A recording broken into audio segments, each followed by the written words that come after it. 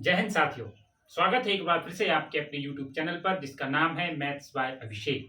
मैं अभिषेक आप सभी का स्वागत करता हूं।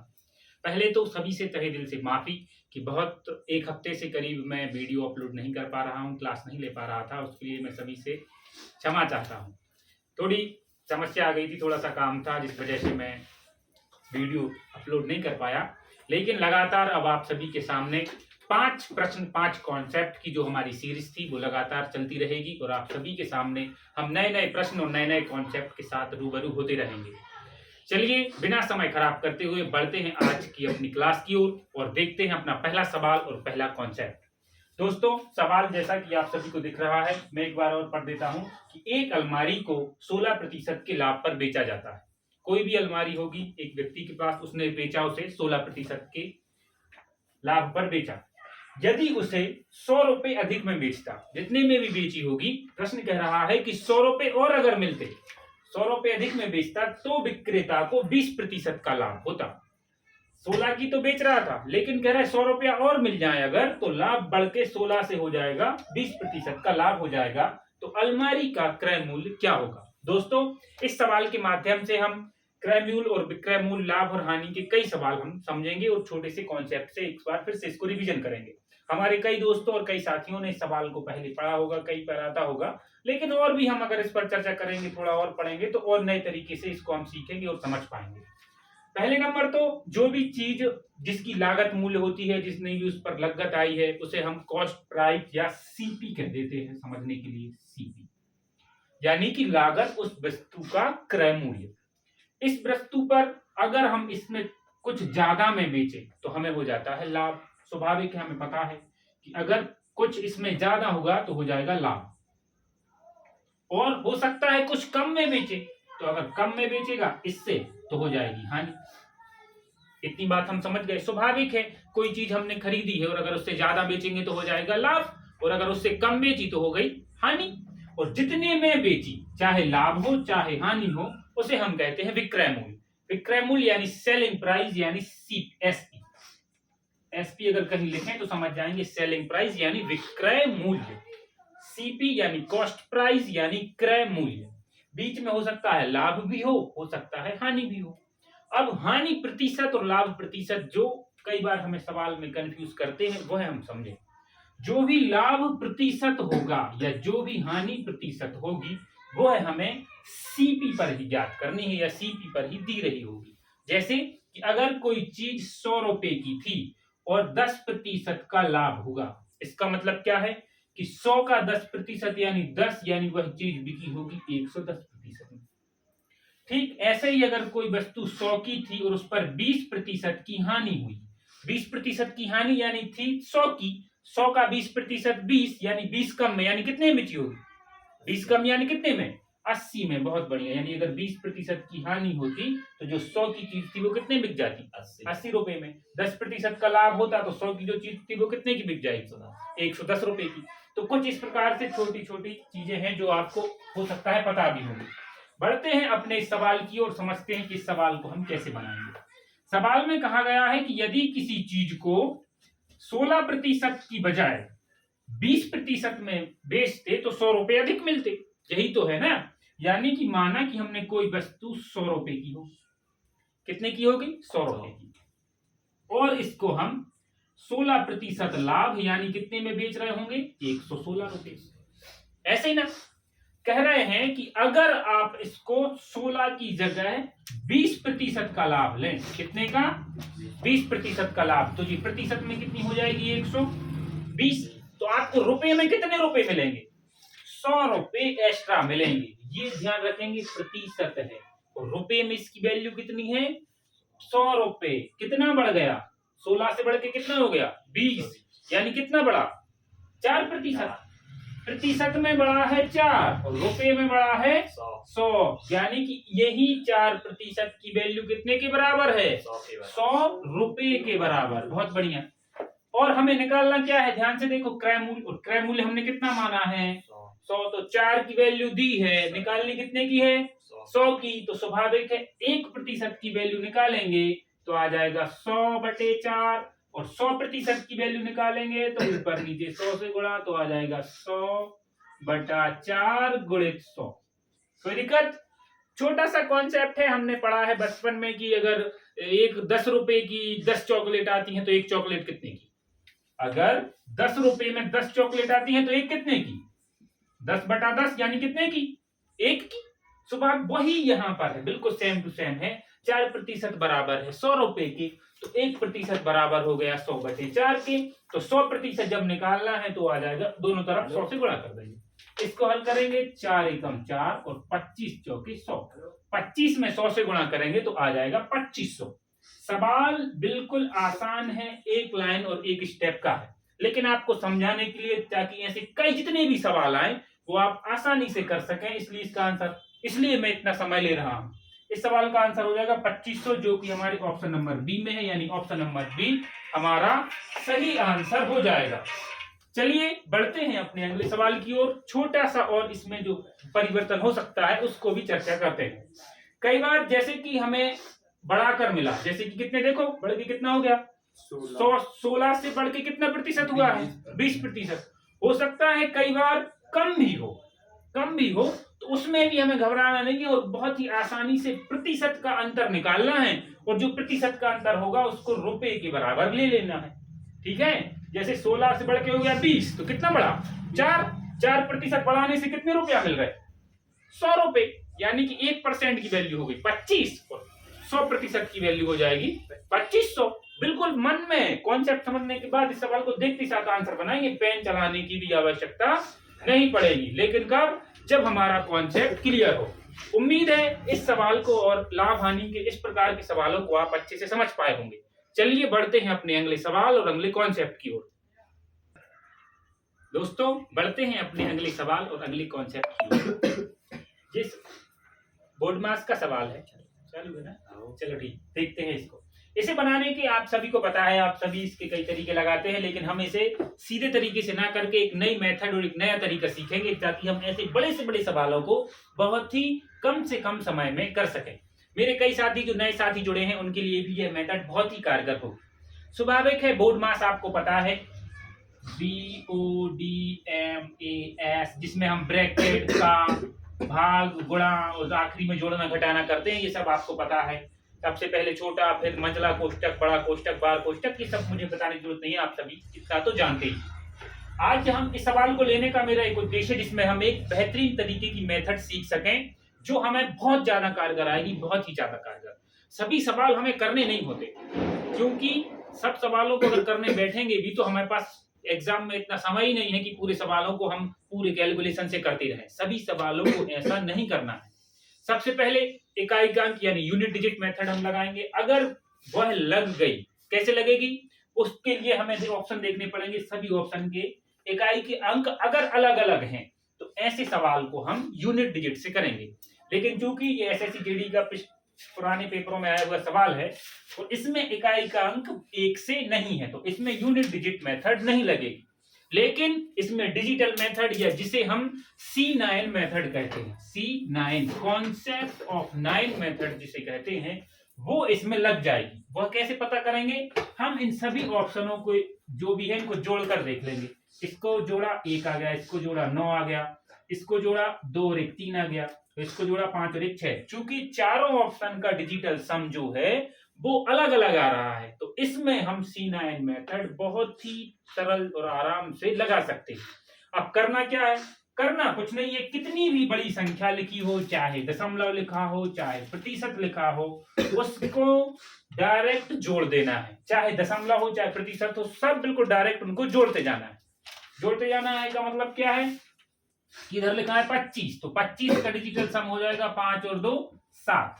इधर लिखा है 60, तो 60 का डिजिटल सम हो जाएगा, 6 में 0 जोड़ेंगे, क्या दिख ही रहा है 6। इधर देखो 17 का डिजिटल सम हो जाएगा 17 7 और 1 8। अभी मैं बता रहा हूं समझाने के लिए, ये मन में कर लेंगे अपन, समझा। जैसे 200 का डिजिटल सम होगा 2, 40 का डिजिटल सम होगा 4। तो सोचो ऐसी बड़ी बड़ी कितनी बड़ी बड़े सवाल हैं जिनको अगर हम डिजिटल सम से करेंगे तो वो कितनी छोटी हो जाएगी। अब 200 के बदले हल कितने को करना है, सिर्फ 2 को। 17 की जगह सिर्फ कितने को हल करना है, 7 और 1 8 को। 40 की जगह सिर्फ कितना 40 की जगह सिर्फ 4, 60 की जगह सिर्फ 6, 25 की जगह सिर्फ 7। तो कितना आसान हो जाएगा इसे। तो आप समझ ही गए होंगे कि करना क्या है।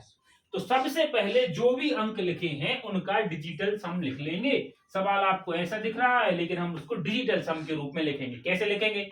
तो 25 दोनों को जोड़ा आ गया 7, तो 7 जैसा था वैसा लिख दिया। फिर भाग, भाग में कितना है 5, तो 5 जैसा है वैसा लिख लेंगे। धन 3 जैसा है वैसा, गुणा 60 की जगह सिर्फ कितना लिखेंगे 6, बहुत बढ़िया। माइनस कोष्टक लगाएंगे 7 और 1 कितना हो जाएगा 8 हो जाएगा। गुणा लगाएंगे 200 की जगह सिर्फ कितना 2, भाग यानी बटे 40 की जगह कितना 4, खत्म। अब आप समझ गए होंगे करना क्या है। डिजिटल सम में जो और सावधानी बरतने की बात है कि इसमें कई बार क्या होता है कि बटे में डिजिटल सम आ जाएगा 9, 6 और 3। जैसा कि आप सभी को पता ही है कि ये 3 के ऐसे गुणांक हैं, अगर हम इनसे भाग लगाते हैं तो कई बार संख्याएं अनावर्ती रूप से कटती है, मतलब आती जाती हैं। जैसे कि आ जाता है 0.3333334, समझ में आ रही बात? ऐसी जगहों पर हमें पूर्ण रूप से संख्या नहीं मिलती, वहां डिजिटल सम हम नहीं लगा पाते। लेकिन एक बार 9 से अगर कट गई ऊपर वाली संख्या तो डिजिटल सम लग जाएगा, 6 से कट गई या 3 से कट गई तो भी डिजिटल सम लग जाएगा। कहने का मतलब सीधा है कि जब भी बटे में 9, 6 और 3 आए तब हमें थोड़ी सावधानी बरतनी है उन संख्याओं को ऊपर नीचे। अगर 9 आए हैं तो 9 से काटना है, 6 आए तो 6 से और 3 आए हैं तो 3 से। बाकी इन 3 अंकों को छोड़ दें तो बाकी पूरे जगह पर डिजिटल सम यानी C9 मेथड हमारी काम करेगी। चलिए देखते हैं अब आगे अगले स्टेप में हमें क्या करना है। चूंकि जब भी हमें C9 मेथड है और हमें एक और ध्यान रखना है कि जहां भी हमें 9 मिल जाए, कितने मिल जाए तो 9 को हम डायरेक्ट लिख देंगे 0। कितना लिख देंगे 0, क्योंकि इसमें हम अगर 9 से भाग लगाएंगे तो हमेशा कितना बचेगा 0, शेष 0 बचेगा। यानी कि जहां भी 9 आए वहां हमें इसमें 0 कर देना है। जोड़ने पर भी अगर किन संख्याओं को जोड़ने पर कहीं लिखा है 63, तो 63 को डायरेक्ट कितना लिख देंगे 0, 9 यानी 0। कहीं लिखा है 333, इनको जोड़ा कितना आ गया 9, तो ये भी क्या हो गया 0। कहीं लिखा है इतना, इसको भी जोड़ेंगे कितना आ जाएगा, अरे 9 यानी ये भी 0, 9 यानी ये भी 0, यानी कितना 0।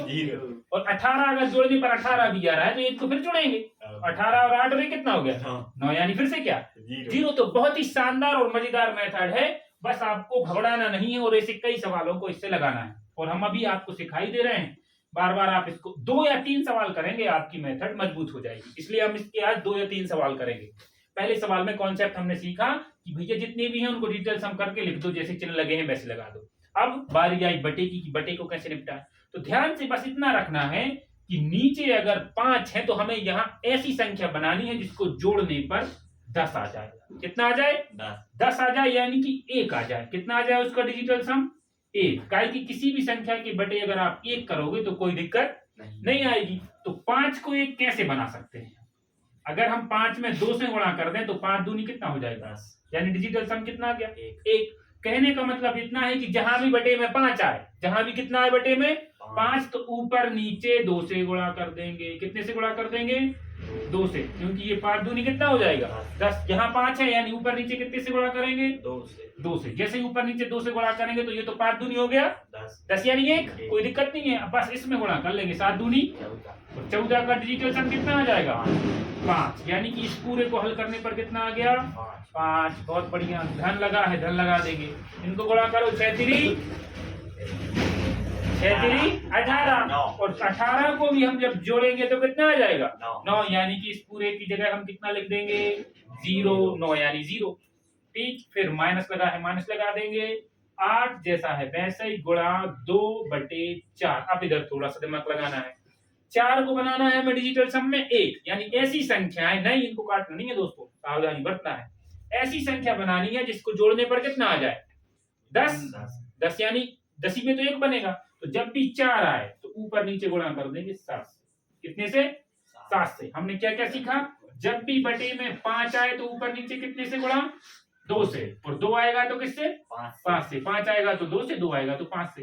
और जब 4 आएगा तो कितने से गुणा 7 से, और 7 आएगा तो 4 से। 7 चौको कितना हो जाता है 28 को जोड़ेंगे तो आ जाएगा 10 यानी 1, कोई दिक्कत नहीं, यानी इसमें कर देंगे 7 से गुणा। अगले स्टेप में देखो 5 जैसा है वैसा ही, धन 0 की लिखने की जरूरत ही नहीं है।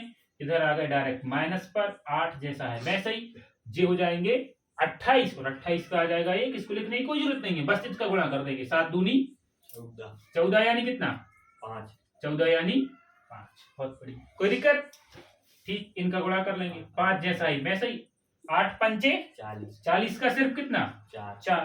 5 में से 4 घटाएंगे कितना आ जाएगा 1। यानी कि इस पूरे सवाल का जो डिजिटल सम था वो कितना आ गया 1। यानी कि वह हमारा आंसर है जिसका डिजिटल सम कितना हो 1। देख के समझ में आ रहा है कौन है answer A answer is the right answer. So जो है वह हमारे सवाल का सही आंसर हो जाएगा। एक बार फिर से इसी सवाल को एक बार फिर से आप लोग, कई लोग कंफ्यूज भी हो गए होंगे, खिचड़ी पक गई। कॉन्सेप्ट है ना, क्योंकि एक सवाल के माध्यम से हम पूरी मेथड पूरा कॉन्सेप्ट सीख रहे हैं तो थोड़ी दिक्कत हो सकती है। चलिए एक बार मैं फिर से आपको इस सवाल को करके बताता हूं डिजिटल मेथड से, जिसे हम C9 मेथड भी कहते हैं। मेरे चैनल की पहली वीडियो इसी मेथड के बारे में है। जिन्हें दिक्कत आ रही है वो एक बार जाकर उस वीडियो को भी देख ले तो और अच्छे से मजबूत हो जाएगा प्रचार थोड़ा सा। ये देखो हमने क्या कहा, डिजिटल सम 25 के हो गए हमारे 7/5 धन 3 गुणित 6 ऋण कोष्टक में 7 और 1 8 गुणित 2 बटे कितने 4। बहुत बढ़िया। हमने कहा जब बटे में 5 है तो ऊपर नीचे गुणा करेंगे 2 से, तो 7 दूनी 14 यानी 14 को जोड़ दो, 14 और 4 में 5 धन 6 3 18 और 18 में जोड़ेंगे तो आएगा 9 और 9 यानी हमने क्या रखा 0। 9 यानी 0, तो इस पूरे की वैल्यू आ गई 0। ऋण जब बटे में 4 है तो ऊपर नीचे गुणा किससे 7 से, तो 7 दूनी 14 यानी 5 और 8 पंचे 40 यानी 4। कोई दिक्कत नहीं है, कोई दिक्कत। 5 में से 4 गया कितना बचा 1 जो बचा वही हमारा सही आंसर हो गया। 1 किसी में आ रहा था तो 1 यही आंसर है। आप इसे वैसे भी करके देख ले, यही आएगा। देखो कितना इजी सवाल हो गया। इतनी बड़ी बड़ी संख्या है 60, इनको हमने गुणा भाग किया ही नहीं। कितने छोटे में हम इनको लेकर आ गए और फटाक से आंसर आ गया। मन में आंसर आएगा। एक बार आप इसको सीख जाएंगे तो कॉपी पेन उठाने की भी आवश्यकता नहीं होगी। एक छोटी सी बात और इसमें कि आपने बटे की तो बता दी भैया कि जब 5 आए तो बटे में 2 से गुणा कर देना ऊपर नीचे, 2 आए तो 5 से, जब 4 आए तो 7 से गुणा कर देना, 7 आ जाए तो 4 से गुणा कर देना। आपने ये भी बता दिया कि जब 3 6 और 9 हो तो पहले भाग दे लेंगे फिर C9 लगाएंगे। लेकिन एक संख्या अभी भी बची है जिसका नाम है 8। जब 8 आ जाए बटे में तो क्या करेंगे, तो कुछ नहीं करेंगे, 8 का ऊपर नीचे 8 से गुणा कर देंगे, क्योंकि 8 अठैया 64 और 6 और 4 कितना होता है 10। ये बात समझ गए होंगे। एक चीज और, अगर डिजिटल सम माइनस में आ जाए तो क्या करेंगे, क्योंकि आंसर में तो प्लस में ही आएगा, तो कुछ नहीं करना है। अगर डिजिटल सम माइनस में आ जाए, मान के चलो माइनस के 4 आ गए, तो कुछ नहीं करना, +9 और कर देना, क्योंकि 9 की वैल्यू हम पहले ही बता रहे कितनी है 0 जोड़ने से कोई असर पड़ेगा क्या। यानी जब भी डिजिटल सम माइनस में आए तो 9 को उसमें जोड़ देंगे। तो जैसे इसका अगर -4 आया है, जोड़ेंगे तो कितना आ जाएगा 5, यानी 4 का के बराबर है 5 के। इतनी बात आप समझ गए होंगे। उम्मीद है इस बात को आप समझ में आई होगी। चलिए बढ़ते हैं अपने अगले सवाल की ओर। दोस्तों बढ़ते हैं अपने अगले सवाल और अगले कॉन्सेप्ट की ओर, जो कि साधारण ब्याज से सवाल है। साधारण ब्याज का यह सवाल करने से पहले थोड़ा सा हम साधारण ब्याज को समझ लें, जिसे हम सिंपल इंटरेस्ट भी कहते हैं इंग्लिश भाषा में, अंग्रेजी भाषा में सिंपल इंटरेस्ट। अब हम समझे सिंपल इंटरेस्ट है क्या। हो गया ब्याज। समझने के लिए, कोई धनराशि हमने किसी व्यक्ति को उधार दी या बैंक से हमने उधार ली या बैंक में जमा की, कुछ भी समझ लें, तो जो भी धनराशि हम जमा कर रहे हैं या जो हमारे पास है या जो हमने उधार ली है या जो उधार दी है, उसे हम कहते हैं मूलधन। क्या कहते हैं मूलधन। इस पर हम सालाना दर से यानी रेट से कुछ ब्याज 1 साल पर, ध्यान रखना उसमें रहेगा कि वार्षिक दर है कि चक्र 6 माही है या तिमाही है या मासिक है। अभी हम सिर्फ वार्षिक की बात कर रहे हैं। यानी कि अगर हम किसी से 100 रुपए या किसी को 100 रुपए की मूलधन उधार देते हैं और कहते हैं कि भैया इस पे 10% ब्याज लेंगे सालाना, तो इसका ये मतलब है कि 100 रुपए पे 10% की दर, यानी कि 1 साल बाद हमें इस पे साधारण ब्याज 10 रुपए मिलेगा। 10 रुपए मिलेगा और 100 रुपए तो ये हम अपने लेंगे, ये 10 रुपए और लेंगे। यानी कि जो आगे जो ब्याज सहित हमें राशि मिलेगी उसे हम अमाउंट कहते हैं, यानी कि मूलधन। सॉरी मिश्र धन, मिश्र धन यानी यहां से हम ये समझ गए कि मिश्र धन यानी कि अमाउंट ए जो हमें ये मिलेगी उसमें 100 रुपए जो हमने उधार दिए थे यानी मूलधन 10 रुपए जो हमें ब्याज के रूप में मिले हैं दोनों ऐड रहेंगे, यानी मिश्र धन बराबर हो गया हमारा मूलधन धन ब्याज। अब बात करें हम दर की, दर क्या है? दर है दोस्तों उस पर जो भी राशि है उस पर मिलने वाली एक वर्ष में मिलने वाला अमाउंट, यानी कैसे कि हमने कहा कि भैया 1000 पर 20%, इसका क्या मतलब 1000 पर 20% एक साल में, यानी कि एक साल बाद हमें 1000 रुपए तो मिलेगा ही, साथ में 1000 का 20% और मिलेगा। तो उम्मीद है आप साधारण ब्याज के छोटा सा चीजें आप समझ पाए होंगे।